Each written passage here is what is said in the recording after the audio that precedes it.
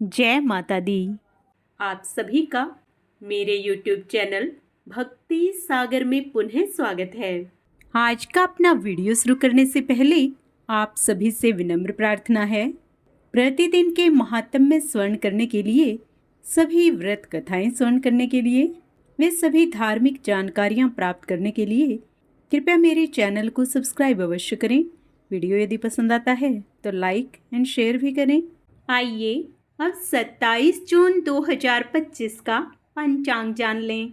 विक्रम संवत 2082 आषाढ़ मास शुक्ल पक्ष द्वितीया तिथि, दिन शुक्रवार।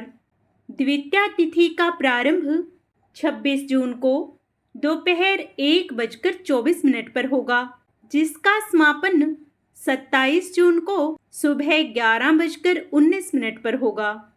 उसके बाद तृतीया तिथि का प्रारंभ होगा। नक्षत्र पुनर्वसु सुबह 7:21 तक।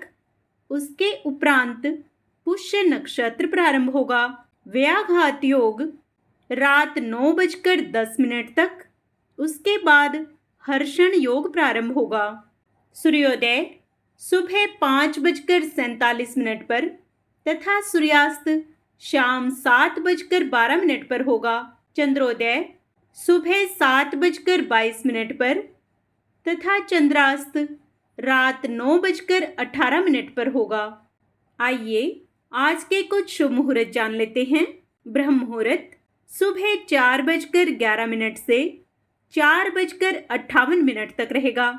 अमृत काल सुबह 5:05 से सुबह 6:35 तक रहेगा। अभिजीत मुहूर्त दोपहर 12:03 से 12:56 तक रहेगा। किसी भी शुभ कार्य को करने से पहले राहु काल का विचार अवश्य कर लेना चाहिए। आइए अब राहु काल का समय जान लेते हैं। राहु काल सुबह 10:48 से 12:29 तक रहेगा। यमगंड योग दोपहर 3:51 से शाम 5:31 तक रहेगा। सूर्य मिथुन राशि पर रहेंगे तथा चंद्रमा पूरा दिन रात कर्क राशि पर संचार करेंगे। चंद्रमास अमांत आषाढ़, पूर्णिमांत भी आषाढ़ रहेगा। वैदिक ऋतु ग्रीष्म, दृक ऋतु वर्षा रहेगी। सर्वार्थ सिद्धि योग 26 जून को सुबह 8:46 से 27 जून को सुबह 7:21 तक रहेगा। शुक्रवार के दिन पश्चिम दिशा में दिशाशूल होता है, अर्थात इस दिन पश्चिम दिशा की यात्रा करने से बचना चाहिए। यदि आपको किसी कारणवश जाना ही पड़े तो इस दिन जौ या राई खाकर घर से निकलें। आपकी यात्रा सुखद होगी। जैसा कि हम जानते हैं, इन दिनों गुप्त नवरात्र चल रहे हैं। आज गुप्त नवरात्र का द्वितीय दिवस है। आइए इस दिन के कुछ विशेष उपाय जान लेते हैं। गुप्त नवरात्रि में काल भैरव की उपासना करने से शत्रुओं का नाश होता है और बुरी नजर से बचाव होता है। इस दिन भैरव बाबा को सरसों के तेल का दीपक अर्पित करें और ओम भैरवाय नमः मंत्र का जाप करें। गुप्त नवरात्र में मां काली की साधना करने से सभी प्रकार के भय, रोग और शत्रु बाधा समाप्त होती है। इस दिन काले तिल, नारियल और गुड़ का भोग लगाना विशेष लाभकारी होता है। गुप्त नवरात्रि में अगर आप पूजा कर रहे हैं तो पूजा के समय मां दुर्गा के चरणों में कमल का फूल अर्पित करना चाहिए। ऐसा करने से सभी मनोकामनाएं पूर्ण होती हैं।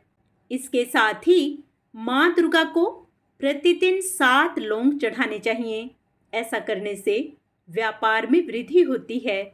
गुप्त नवरात्र में लाल कपड़े में अक्षत और कुछ कोड़ी बांधकर घर की तिजोरी में रखनी चाहिए। ऐसा करने से धन संबंधी परेशानियां दूर होती हैं।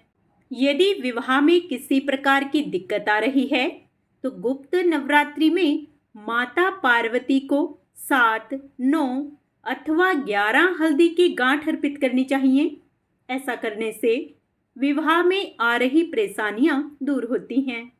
इसके अलावा गुप्त नवरात्र में पीपल के पत्ते पर राम नाम लिखकर उस पर कुछ मीठा डालकर हनुमान मंदिर में अर्पित करना चाहिए। ऐसा करने से धन लाभ में वृद्धि होती है। इसके अलावा गुप्त नवरात्र में देवी मंदिर में जाकर घी का दीपक अर्पित करें। ऐसा करने से कोर्ट कचहरी के मामले में जीत हासिल होती है। आप सभी का दिन मंगलमय हो। माँ दुर्गा आप सभी पर अपनी विशेष कृपा दृष्टि बनाए रखें। कमेंट में जय माता दी अवश्य लिखें।